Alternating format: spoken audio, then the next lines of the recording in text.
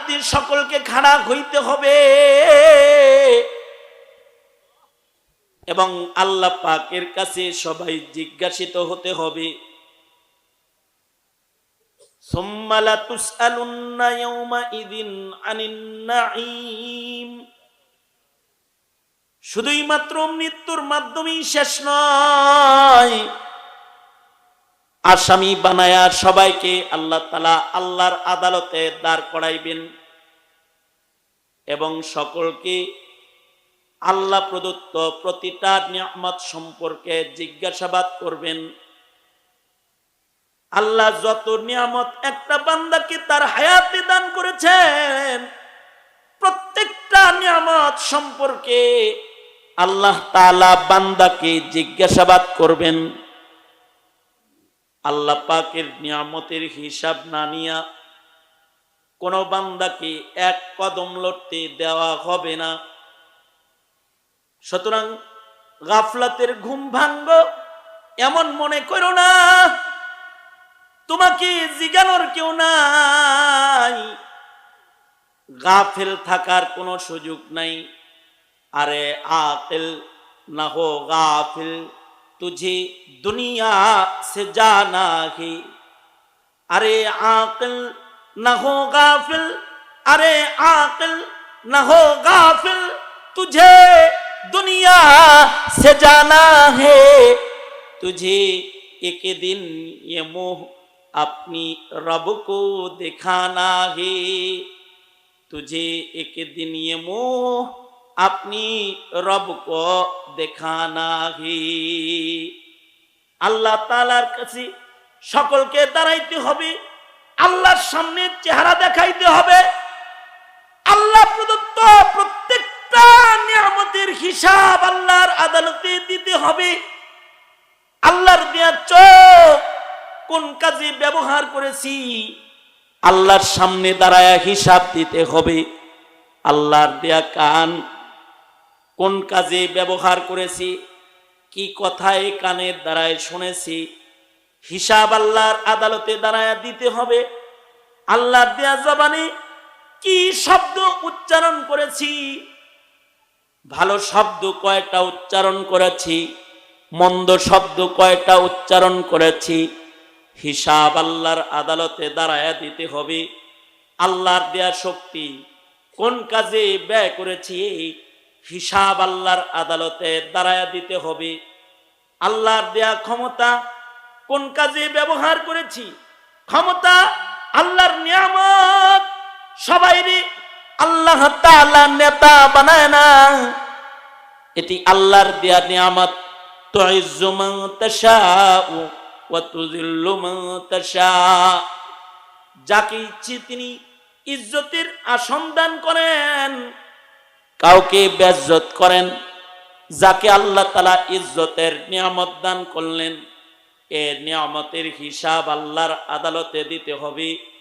তোমার নেতাগিরি, তোমার প্রভাব, তোমার প্রতিপত্তি, তোমার কথা মানুষ শুনতো, তোমার এই প্রভাব দিয়া মানুষকে কয়েকটা ভালো কথা তুমি শোনাইছো, কয়েকটা গুনার কাম থেকে মানুষকে তুমি ফিরাইছো। আল্লাহর আদালতে তোমার প্রভাব সম্পর্কে, নেতৃত্ব সম্পর্কে জিজ্ঞাসাবাদ করা হবে। নেতা হইছো খুব সুখের জিনিস না, এটা কিন্তু দুঃখের জিনিস। হিসাব আল্লাহর আদালতে দাঁড়ায়া দিতে হবে। ফখর করে লাভ নাই আমি নেতা, নেতার মুসিবত আরো বেশি।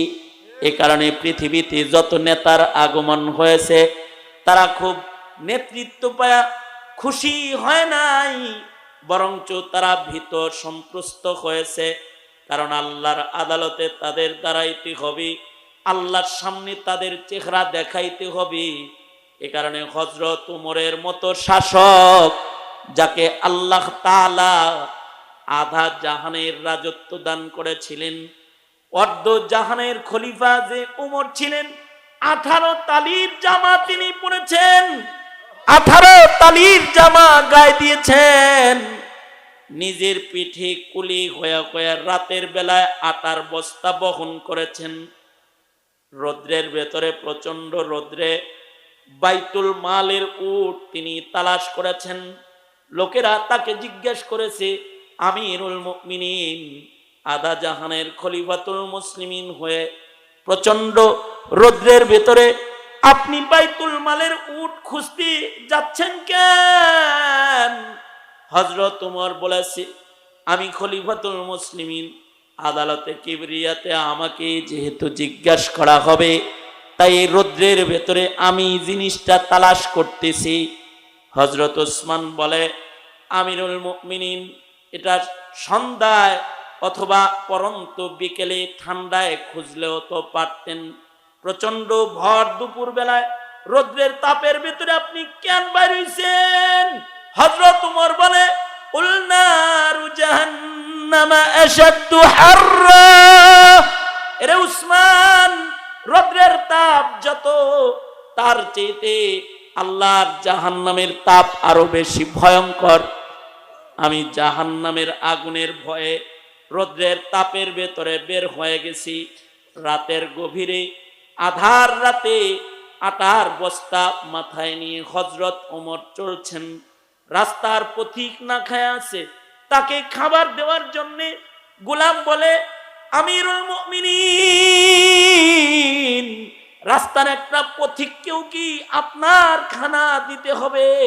দেন, আমি মাথায় করে নিয়ে দিয়ে আসি। হযরত ওমর বলে, এই আদা জাহানের খেলাফতের এরিয়ার ভেতরে কেউ যদি না খেয়ে থাকে, হিসাব তো আল্লাহর আদালতে আমার দিতে হবে। এমনকি ফোরাত নদীর তীরে যদি কোনো কুকুর পানির অভাবে পিপাসার যন্ত্রণায় মৃত্যুবরণ করে, ওইটার হিসাবও তো আমি ওমর রে দিতে হবে। এজন্যে উমরের বোঝা আর একজনের মাথায় দিয়া উমর আল্লাহর কাছে শর্মিন্দা হতে চায় না। আরে আকিল না হো গাফিল, তুঝে দুনিয়া সে জানা হে। আরে আকিল না হো গাফিল, तुझे दुनिया से जाना है, तुझे एक दिन ये मोह अपनी रब को दिखाना है।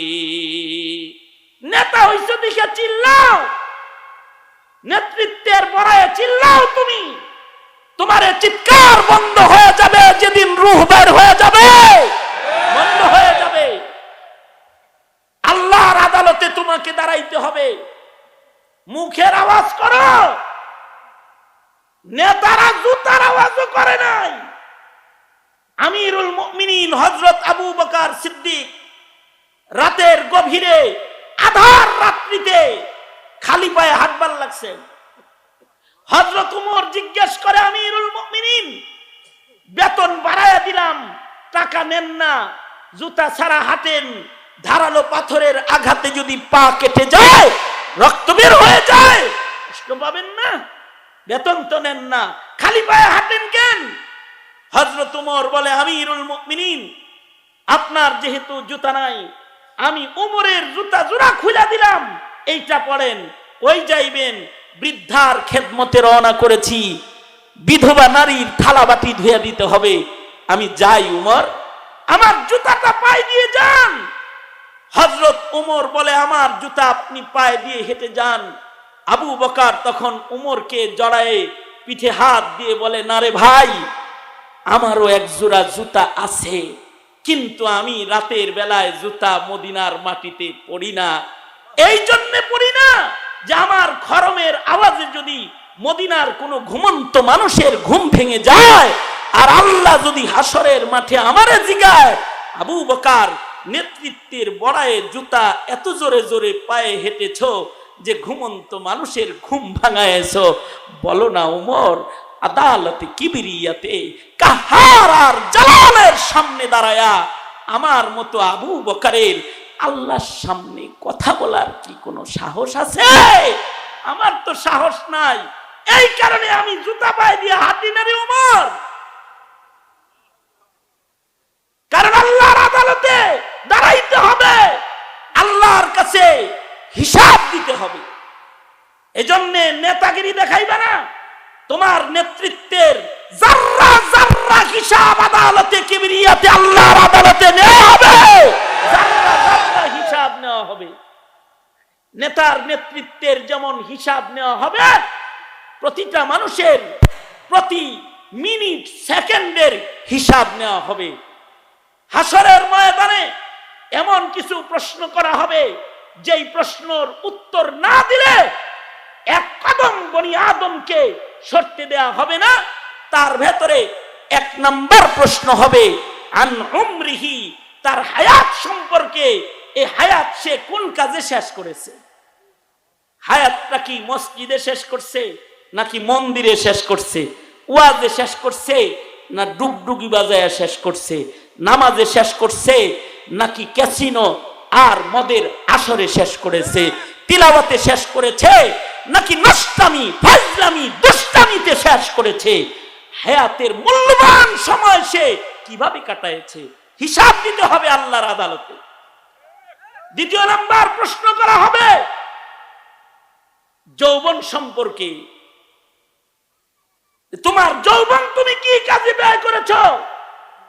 হে যুবশক্তি, তোমাদের যৌবন সম্পর্কে দ্বিতীয় নাম্বার প্রশ্ন করা হবে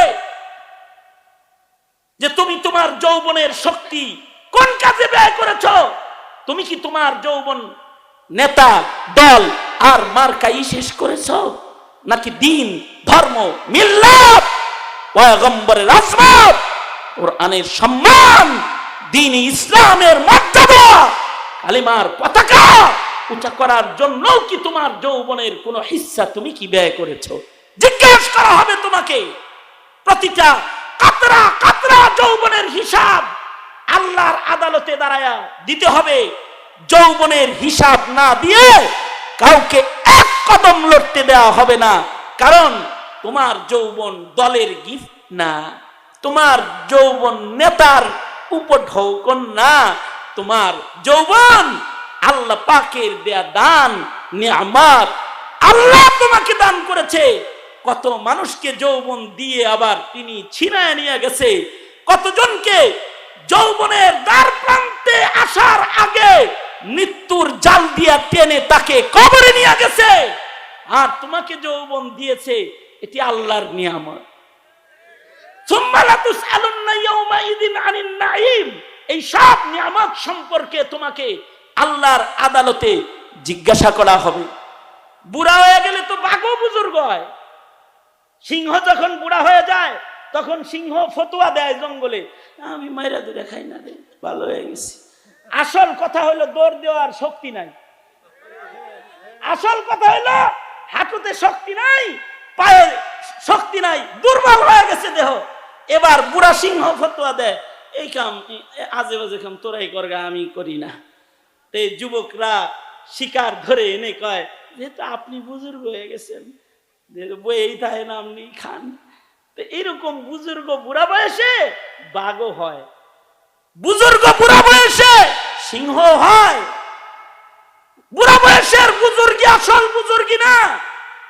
যখন আজরাইলের সাক্ষাৎ হয়, দাঁত সব পড়ে যায়, চুলদারি সব পেকে যায়, তখন মসজিদের পয়লা কাতারে অনেকেই যায়, তাসবিহ অনেকের হাতেই শোভা পায়, কিন্তু যৌবনের উত্তাল তরঙ্গ নিয়ে আল্লাহ পাকের সন্তুষ্টি অর্জনে মসজিদের কাতারে যে যুবক চলে যায়, অথবা আল্লাহ পাকের সন্তুষ্টির জন্য আল্লাহর জমিনে আল্লাহর খেলাফত কায়েমের জন্য আল্লাহর জমিনে আল্লাহর নবীর খাতমে নবুয়ত রক্ষা করার জন্য আল্লাহর জমিনে আল্লাহর কোরআনের আজমতকে তুলে ধরার জন্য যৌবন নিয়ে যারা যৌবনের শক্তি সহকারে ইসলাম ও মিল্লাতের পাহারাদারি করার জন্য যখন ময়দানে কেউ দাঁড়ায় যায়, তখন তার যৌবন আল্লাহ পাকের ভিআইপি বান্দা হওয়ার উসিলা হয়ে যায়।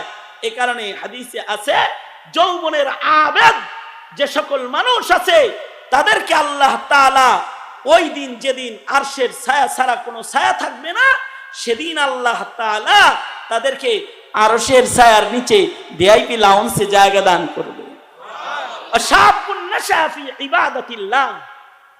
সুতরাং এই যুবশক্তি, তোর যৌবন এটা আল্লাহর দেয়া নিয়ামত। এই যৌবন বুকে নিয়ে, যৌবনের শক্তি দিয়ে শুধুই মাত্র দুনিয়ার রং তামাশা করিস না, 5 বেলা আল্লাহর গোলামি করবি। এই যৌবনের শক্তি নিয়ে রাতের আধারে তাহাজ্জুদের জায়নামাজে দাঁড়াবি। এই যৌবনের শক্তি নিয়ে আল্লাহর দিনের পাহারাদারি করবি।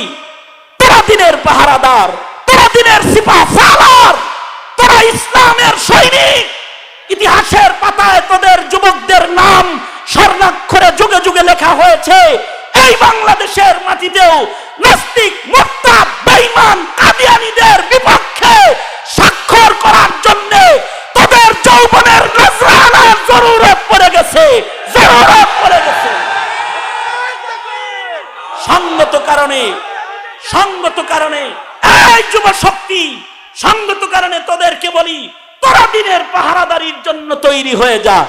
কাফন মাথায় নিয়ে দাঁড়িয়ে যা, কাফন মাথায় নিয়ে বেরিয়ে যা।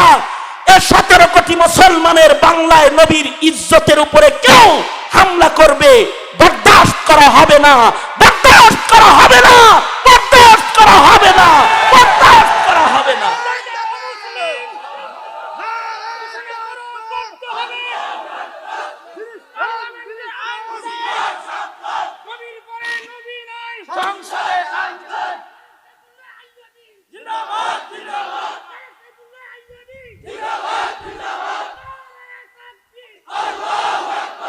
ইমানদার যুবকেরা, তাদেরকে বলছি, লালবাগের মুফতি জসিমউদ্দিন সাহেবকে ছুরিকাঘাত করে হসপিটালে শোয়ানো হয়েছে। নাস্তিকের গোষ্ঠী, ইসলামের দুশমনরা আলেমের গায়েও হাত তুলে ফেলেছে। আলেম হত্যার প্রক্রিয়া প্রায় তারা বাংলার মাটিতে বাস্তবায়ন করতে চলেছে। এই ওরা তো একজন আলেমের পিঠে ছুরি মারে নাই, ওরা 17 কোটি মুসলমানের পিঠের ভেতরে ছুরিকাঘাত করেছে, ছুরিকাঘাত করেছে।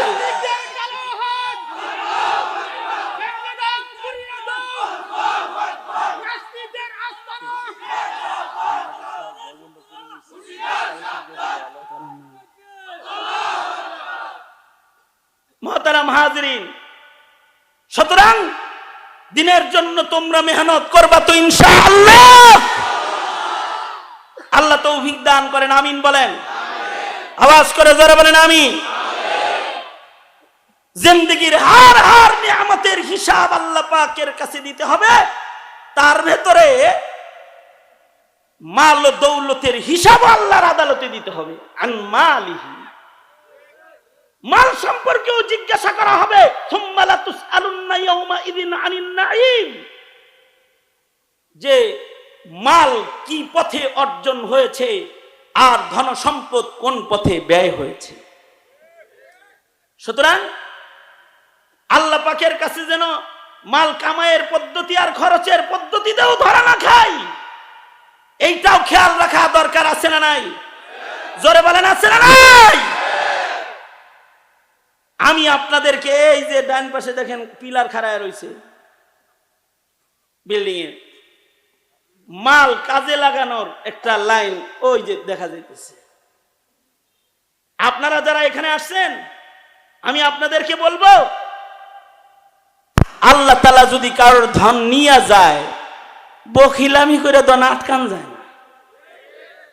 আর আল্লাহ যদি কারোর মাল দিয়া দেয়, খরচ কইরা শেষ করন যায় না। ধন দেনেওয়ালা কে? আওয়াজ করে আরো আস্তে করে কোন, আর একটু আস্তে করে কোন।